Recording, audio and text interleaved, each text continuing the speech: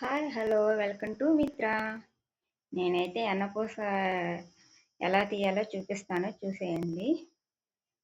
నేనైతే పెరుగు తోడేస్తాను కదా, అందులో వెన్నపూస మేగడ ఉండిద్ది కదా, ఆ పై మేగడ అంతా తీసేసి ఒక బాక్స్లో పెట్టుకుంటా. ఒక వారం 10 రోజులు అలా ఉంచుతాను.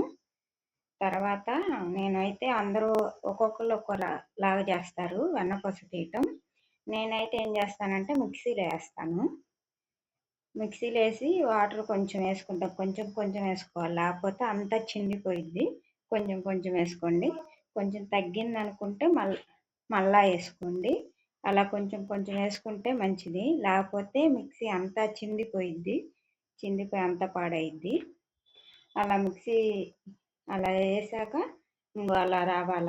అలా వచ్చిందంటే వెన్నపూస వచ్చినట్టే, రెడీ అయిపోయినట్టే.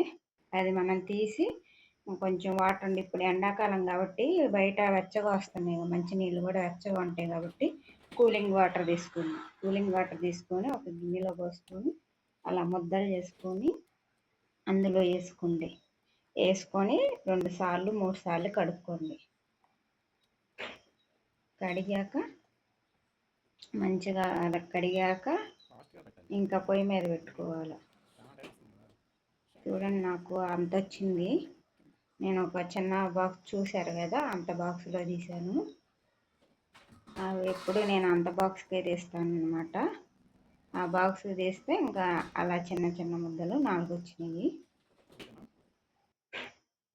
అది శుభ్రంగా కడిగి 2 సార్లు, లేకపోతే 3 సార్లు, అదే కొంచెం నీళ్ళు కొంచెం ఫ్రెష్గా వచ్చేదాకా కడిగితే 2 సార్లు కానీ 3 సార్లు కానీ బాగుండిద్ది. వెన్నపూస వాసన రాకుండా ఉండిద్ది. లేకపోతే కొంచెం స్మెల్ వచ్చిద్ది అనమాట, మంచిగా కడుక్కోకపోతే.